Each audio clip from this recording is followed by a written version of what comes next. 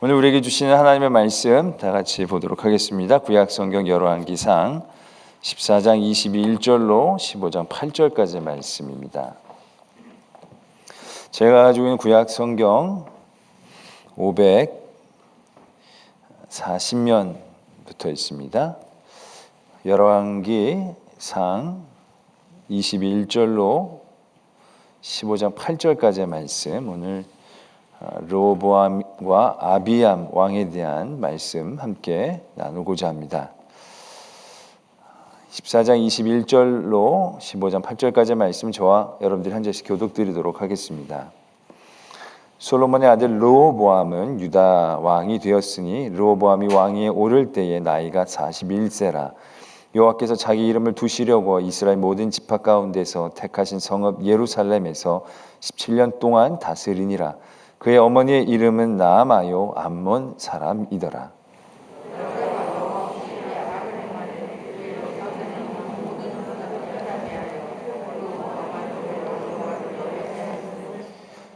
이는 그들도 산 위에와 모든 푸른 나무 아래에 산당과 우상과 아세라상을 세웠음이라.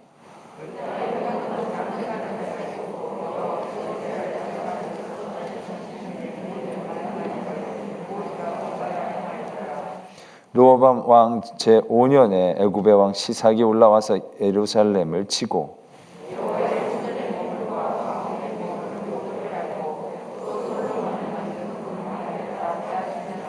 르호보암 왕이 그 대신 노수로 방패를 만들어 왕궁문을 지키는 시위대 대장의 손에 맡기매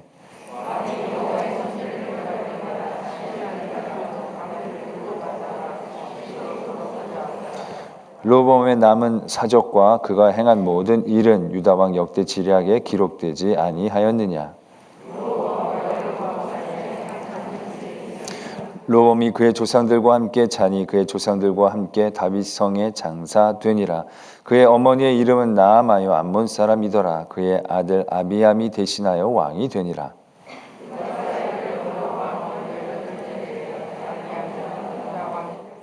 예루살렘에서 3년 동안 다스리니라. 그의 어머니의 이름은 마아가요 아비살롬의 딸이더라.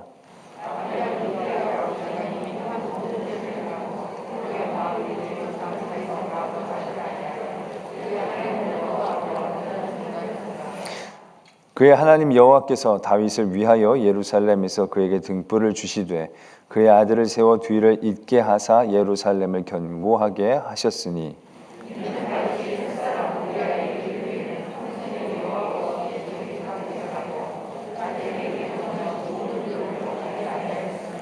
르호보암과 여로보암 사이에 사는 날 동안 전쟁이 있었더니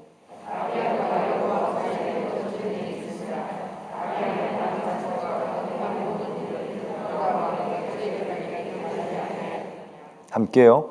아비암이 그의 조상들과 함께 자니 다윗성에 장사되고 그 아들 아사가 대신하여 왕이 되니라. 아멘. 하나님의 말씀입니다. 열왕기서의 말씀은 우리는 이 말씀을 구분할 때 이제 역사서처럼 이해를 합니다. 그런데 이스라엘 사람들은 이 말씀을 선지서로 이해하고 있다라고 합니다. 예레미야 시대 때 직후에 이 열왕기서가 적혀졌다라고 얘기하면서 대부분 이 열왕기서에서는 그 왕들의 잘못들, 죄악들에 대해서 아주 적나라하게 늘 지적을 합니다. 그 일들을 통해서 그들이 깨닫고 돌아오기를 원하시는 그러한 뜻들이 이 안에 늘 담겨져 있습니다. 이 열왕기서와 평행되어져 있는 말씀이 역대기서가 있습니다. 역대기서는 이거는 바벨론 포로 이후에 이제 적혀지기 시작했다는 것이죠. 그래서 대부분 그 안에는 그 나쁜 왕들도 대부분 회개하고 하나님의 큰 은혜를 경험하게 되어진 그러한 일들이 곳곳에 적혀져 있습니다. 결국 포로로 돌아온 이스라엘 백성들에게 그들이 회개하고 주님 앞에 돌아왔을 때에 하나님께서 베풀어 주신 은혜에 대하여 명확하게 알리고자 했던 그러한 의미가 역대기서에는 있습니다. 거기에 비해서 열왕기서는 굉장히 적나라하게 그 모든 죄악들을 적고 있음을 보게 됩니다. 솔로몬의 말기가 그랬고 또 오늘 우리가 함께 나누었던 르호보암과 아비암에 대한 이야기도 그렇습니다. 또 이 직전에 우리가 북이스라엘의 왕이었던 여로보암 왕의 타락과 그 땅의 범죄함 또한 우리가 바라보게 되어진 것이죠. 오늘 르호보암 왕 솔로몬의 아들이었습니다. 그러나 솔로몬 시대 말기에 여러 타락들이 계속되어지고 더 심화되어지고 있다라고 말씀은 적고 있습니다. 곳곳에 산당과 우상들이 세워지게 됐고 성적으로도 타락하게 되어져서 가장 타락의 끝판왕이라고 얘기할 수 있는 그런 남색하는 자들이 생기게 되었고 모든 그러한 백성들이 그것을 본받아 가기 시작했다. 그 땅이 점점 심한 타락 가운데 물들어져 있는 것을 적고 계십니다. 그리고 나서 그것에 대한 대가를 치르는 것을 적게 되죠. 애굽 왕 시삭이 올라와서 예루살렘을 쳐서 모든 성전의 보물과 왕궁의 보물들을 빼앗아갔다라는 것입니다. 그 중에 솔로몬 왕이 만든 금방패가 있습니다. 큰 것과 작은 것, 금으로 만든 엄청나게 아마 비싼 그런 금방패일 것입니다. 그 화려했던 시대의 금방패를 다 빼앗기고 나서 르호보암이 그 대신하여 노수로 방패를 만들어서 그의 예식이 있을 때마다 그 방패를 사용한 것을 적고 있습니다.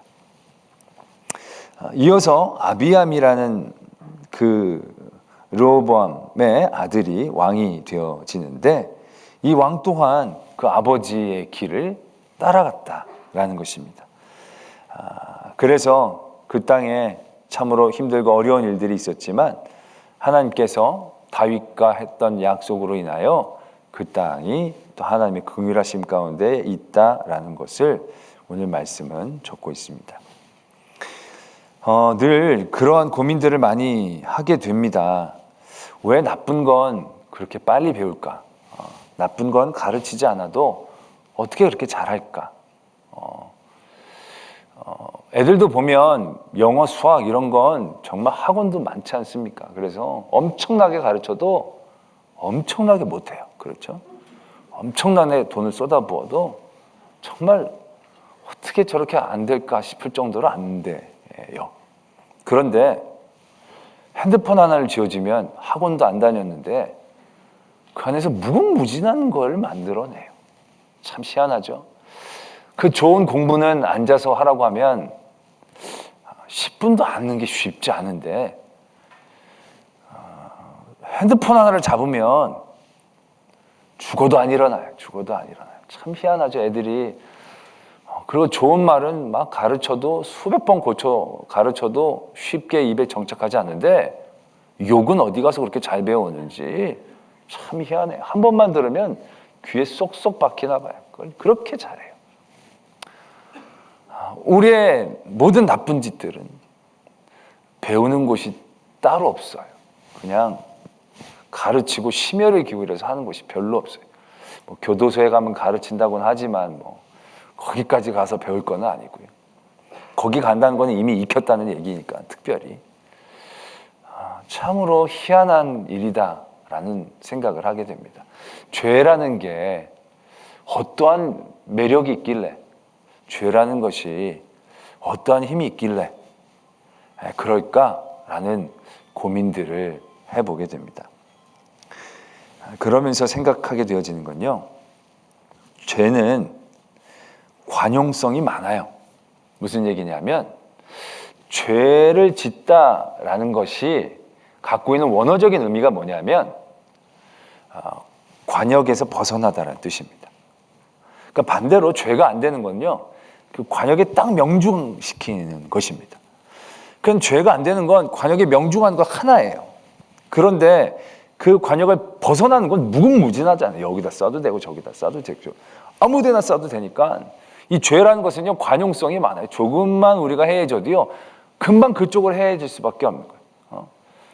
여기를 빠지지 않으려면 정말로 늘 집중해야만 죄를 짓지 않는 그러한 자리에 지킬 수밖에 없다. 그렇게 해야 지켜진다라는 그런 구조적인 모습을 갖고 있다는 거죠. 좋은 건 지키기 쉽지 않다. 좋은 건 애쓰고 힘쓰지 않으면 되지 않는다. 그 구조적인 모습들을 갖고 있습니다. 왜냐하면 우리가 이 세상에 살기 때문에 그렇습니다. 이 세상에서 하나님의 백성으로 살아가기 때문에 우리가 이 땅 가운데서 하나님의 나라를 확장하고 하나님의 나라를 세워가는 일들 가운데 꾸준하게 애쓰고 노력하고 깨어있지 않으면 우리가 그런 나라들, 이 세상의 나라들 가운데에서 정말로 죄를 짓지 않고 사는 것이 얼마나 어려운가라는 것을 깨닫게 되어진다는 것이죠. 오늘도 보면 르호보암 왕이 이렇게 죄를 짓는 것에 대한 어떤 개연성들을 우리가 살펴볼 수 있습니다. 그 엄마가 나아만 대 암몬 사람이다 라고 적고 있습니다. 그 암몬 사람이 그의 어머니였다는 사실을 두 번이나 언급하고 있습니다. 그 암몬 사람은 이방 민족이거든요. 그런데 이 솔로몬이 결국 그러한 많은 주변에 있는 이방 민족들과 혼인을 하며 그런 혼인 관계에서 이제 아이들이 이제 출생하게 된 거죠. 그런데 아마 이 르호보암이 그 중에서 제일 먼저 태어나지 않았을까 생각이 됩니다. 그래서 아마 장자계승 원칙으로 세워졌다라는 거죠. 근데 이 암몬 사람이 이방인이고 또 그 솔로몬의 여러 부인들이 자기가 섬겼던 그러한 신들을 가지고 온 것들을 용인했기 때문에 원래 하나님은 그것을 철저하게 배격했지만 솔로몬이 그런 여러 주변 국가들과의 외교 화평들을 통해서 그런 일들을 비일비재하게 했었고 또 그런 일들을 통하여 그런 부분들이 관용되어졌던 것들이 점점 깊어져서 결국 이 르호보암의 어머니는 말하자면 이방 여인이었고 우상을 숭배하는 여인이었기 때문에 그러한 부분으로 더 쉽게 이 르호보암이 접해서 넘어갈 수 있었을 것이다 라는 개연성들을 우리가 떠올리게 되죠.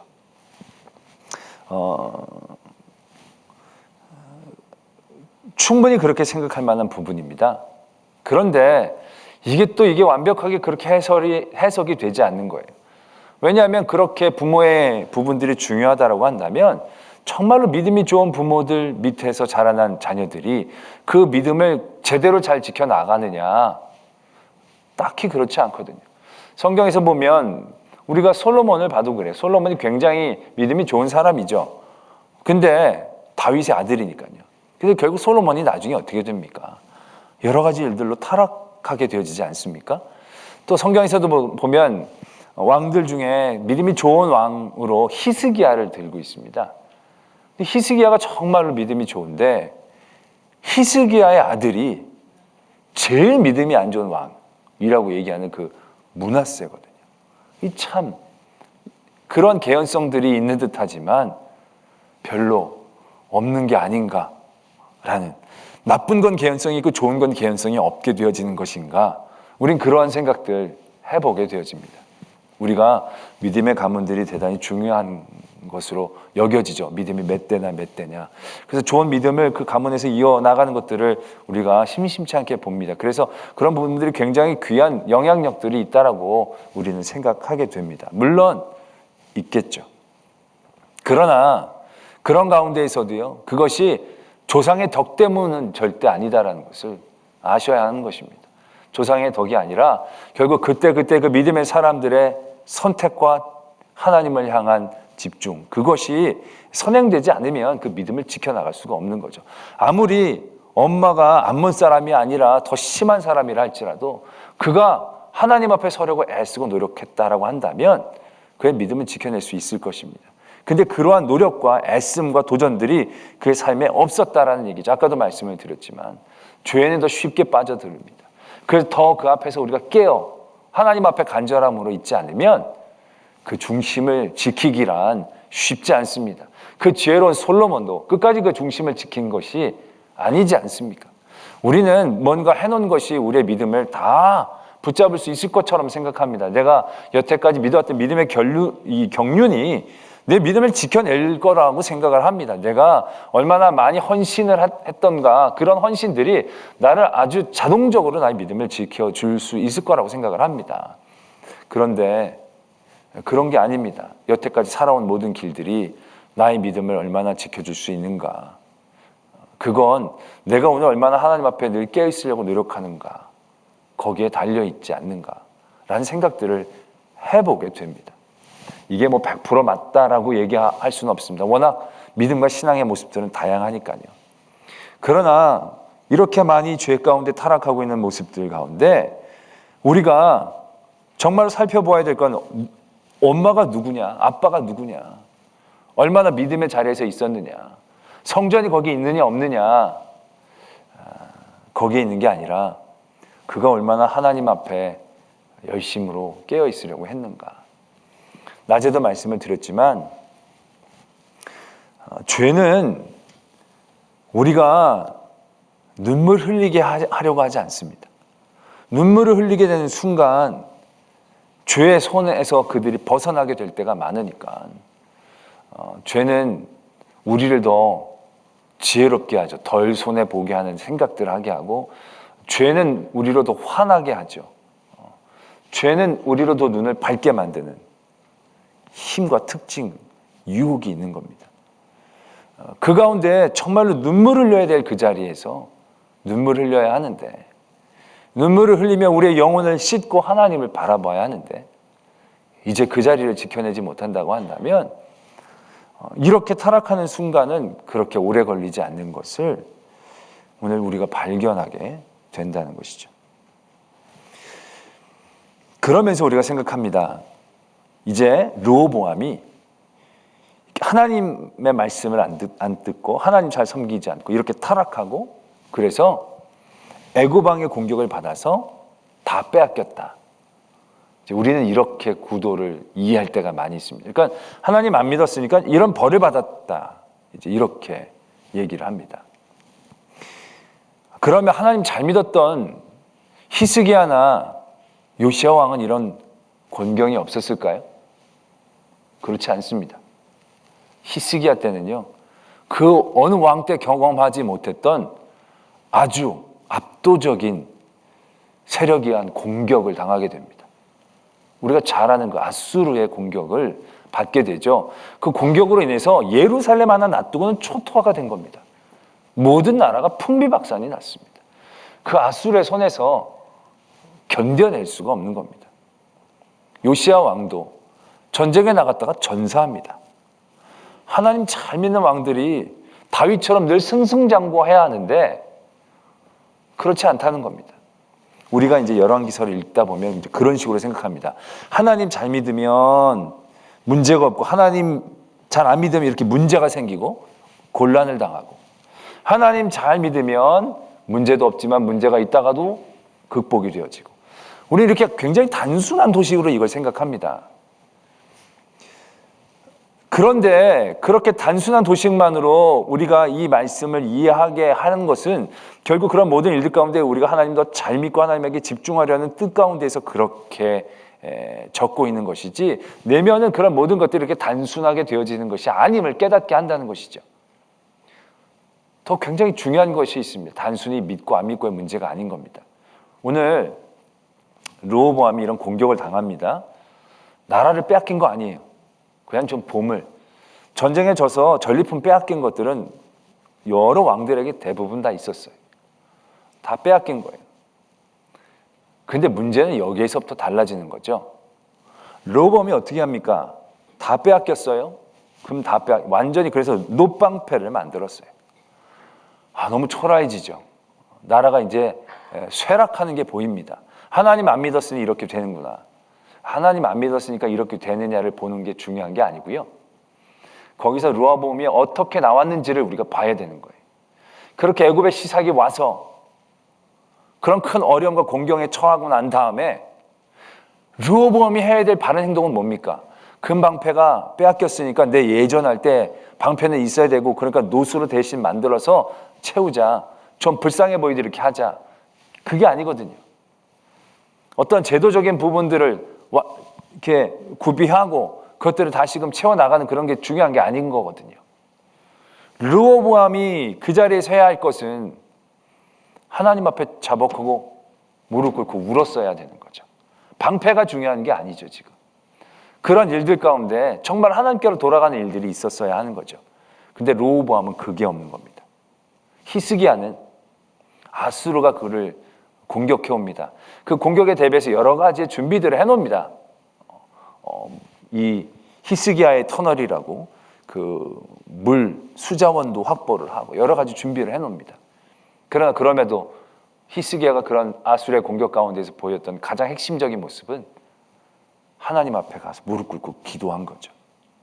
무릎 꿇고 하나님 앞에 빈 겁니다. 물었던 겁니다. 결국 그 차이입니다. 그가 공격을 받았느냐 받지 않았느냐, 문제가 있었느냐 없었느냐의 문제가 아닙니다. 공격은 다 받습니다. 문제는 다 있습니다.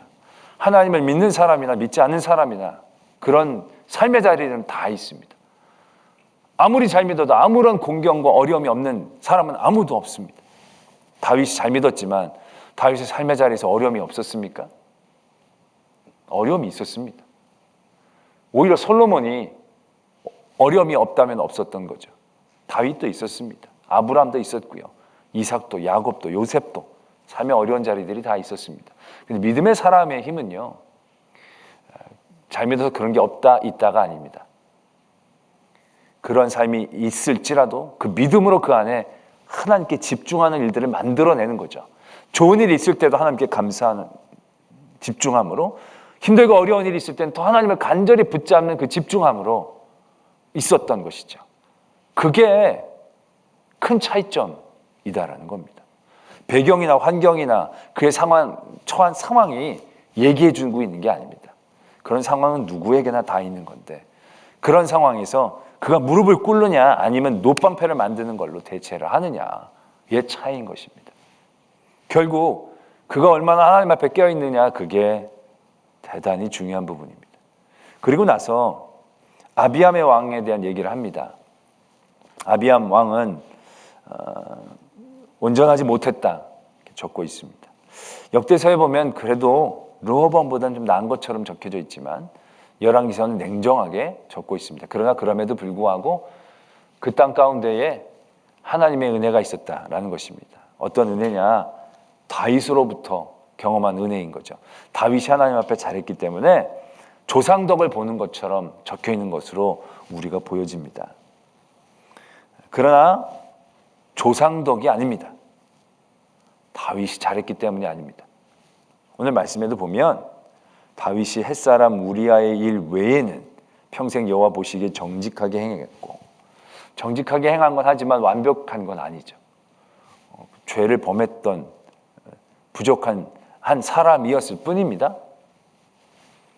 그런데 하나님께서는 이 다윗 때문에 예루살렘 성을 지키고 다윗의 아들을 통하여 그 대를 잇게 해주신다라고 얘기하신 것의 핵심은 다윗 믿음 때문이 아니라 다윗의 믿음을 보시고 그에게 해주신 하나님의 약속 때문인 것입니다. 다윗 때문이 아니고 하나님 때문이다라는 얘기죠. 조상 때문이 아니라 그 조상을 택하신 하나님의 은혜 때문인 것입니다. 조상 때문이 아니라 그 조상을 통하여 나를 긍휼히 여겨주시고 나를 붙잡아 주시기를 원하시는 하나님 아버지의 사랑 때문이다라는 것을 우리는 더 분명히 알아야 하는 것입니다. 그러니까 누구를 만났냐, 누구와 함께 하느냐가 아닙니다.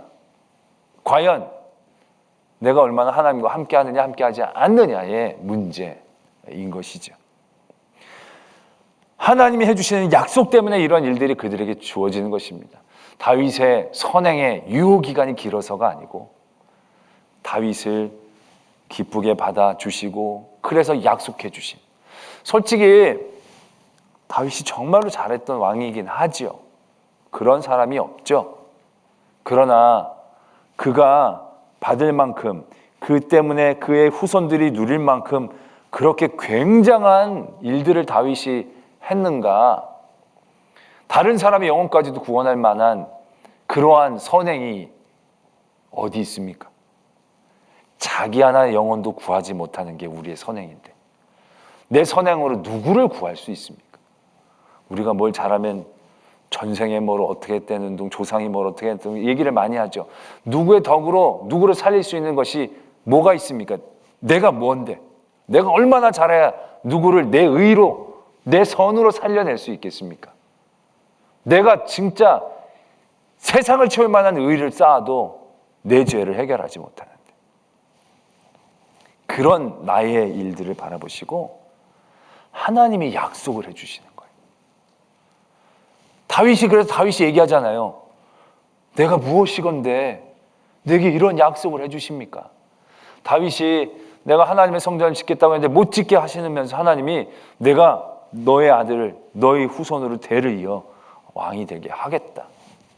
아니 제가 무엇이건데 이런 은혜를 주십니까? 다윗의 고백이 딱 맞는 거죠. 다윗의 자랑이 아니라 너무너무 사랑해 주시고 싶으셔서 사랑의 이유를 찾고 찾으시는 하나님의 모습이다라는 얘기죠. 어떻게 상을 주고 싶은데 상을 줄 이유가 별로 없어요. 그래서 막 눈 씻고 찾는 거예요. 그래서 뭐 하나 잘하면 막 이것 때문에 상 주고 상 주고. 그런 하나님의 마음이 그 안에 있는 거죠.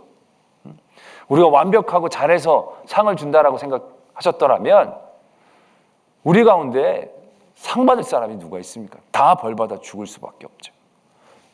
다윗도 우리아의 죄 때문에 벌받아 죽을 수밖에 없는 것 아니겠습니까? 우리 죄로 죽는 사람들이 죄를 10가지 지어서 죽는 게 아니지 않습니까? 교도소 들어가는 사람들이 죄를 두세 가지 지어서 들어가는 게 아니잖아요. 물론 그런 분들도 있지만 죄 한 가지만 져도 죄인이에요. 10개 이하의 죄는 죄인이 아니라 이게 아니에요. 한 가지의 죄도 죄인인 거죠. 그 한 가지의 죄도 대가를 치러야 되는 거예요. 그러니까 다윗도 우리아의 죄가 있는 거죠. 끝이에요, 그럼 그 죄로. 근데 그럼에도 불구하고 하나님이 다윗을 통하여 이스라엘을 사랑하시고 이스라엘 통하여 전 인류를 사랑하시는 마음을 우리는 보게 된다는 거죠. 그래서 우리에게 소망이 있는 겁니다. 아까도 말씀을 드렸지만 이 땅에서 의롭게 살아간다는 것이 진짜 쉽지 않습니다. 죄 짓지 않고 살아간다는 것이 너무너무 쉽지 않은 일일 겁니다. 우리가 집중하고 늘 긴장하지 않으면 나도 모르게 나태해지는데요. 늘 하나님을 향해 간절함을 깨있으려고 하지만 우리의 육신이나 여러 가지 삶의 환경 때문에 우리가 스르르르 녹아내릴 때가 있잖아요. 예배 시간에도 내가 안 자려고 그러지만 스르르르 졸릴 때 있잖아요. 잘 때 있잖아요. 정말 자고 싶지 않은데 잠깐 딴 생각하면 스르르 가잖아요. 그리고 정말 예배 하나님의 말씀만 집중하려고 그러는데 갑자기 가스를 끄고 왔나 안 끄고 왔나 생각하면 그때부터 쭉 빠져가잖아요. 어디 감히 예배 시간에 지금 딴 생각하고 천발을 받을지어다. 이거 끝나는 거예요. 끝나는 거예요. 만약 그렇게 쓰면 우리 예배 보다가 살아서 나갈 사람이 몇 명 안 되는 거예요. 쉽지 않은 거죠. 그런 가운데 우리가 처한 거예요. 그런데 거기에 우리의 강한 한 줄기 빛이 있는 거죠. 그게 바로 이러한 하나님의 긍휼하심인 거죠. 다윗이 뭐라고요? 다윗 때문에 아비암까지 살피시는 거. 어떻게 보면 우리가 생각하면 오버하시는 거죠. 그런데 그런 하나님의 우리를 향한 사랑과 긍휼하심이 있기 때문에 죄에 연약한 우리들, 죄의 유혹에 빠져있는 우리들, 자칫 잘못하면 그냥 빠져갈 수밖에 없는 우리들이지만 그래서 다시금 힘내서 눈물을 흘리는 자리들을 찾아낼 수 있는 거죠. 그래서 그 자리를 지켜야 되는 거죠. 우리가 착하고 선해지려는 자리가 아니라 그런 하나님의 사랑을 의지하여 눈물을 흘리는 자리, 하나님을 부르짖는 자리, 하나님께 나를 맡기고 나를 항복하는 그 자리, 그 자리를 만들어내야 하는 것이죠. 우리는 다 르호보암 같습니다. 우리는 다 아비암 같습니다. 그런데 우리는 예수님 때문에 이렇게 은혜를 받고 있는 겁니다.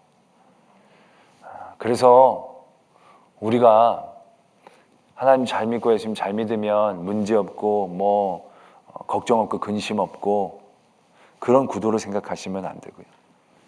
하나님을 잘 믿는다는 건 문제가 있지만 흔들리지 않는 걸 의미하는 겁니다.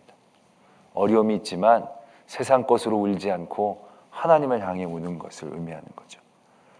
그래서 믿음이 좋은 사람들에게 문제는요, 우리가 봐도 문제처럼 여겨지질 않아요. 어떻게 딱 기름기 쫙 빼면요, 똑같은 상황이에요. 그래도 우리는 그들의 문제를 읽을 때는 별로 마음이 힘들거나 긴장되지 않아요. 기대돼요. 근데 하나님 잘 믿는 사람들은 아이고 그렇게 당하는구나 생각하게 되는 거예요. 상황의 차이가 아니에요. 그 상황을 어떠한 중심으로 갖고 서느냐, 자기의 의와 선이 아니라 하나님을 얼마나 의지하고 붙잡는가, 거기에 큰 차이가 생겨나게 되는 것입니다. 때문에 우리의 믿음의 자리에서 우리는 거기에도 집중해야 합니다. 문제가 없고 환난이 없고 시험이 없는 게 아니고, 그건 있으나 없으나 거기에 신경을 쓰는 게 아니라 나는 부족합니다, 난 나약합니다. 그래서 하나님만 붙잡습니다. 하나님 앞에 눈물을 흘립니다. 이렇게 고백하며 나아갈 수 있는, 그래서 하나님의 긍휼하심을 힘입어 은혜의 삶을 살아나갈 수 있는 저와 여러분들이 되어지기를 원합니다.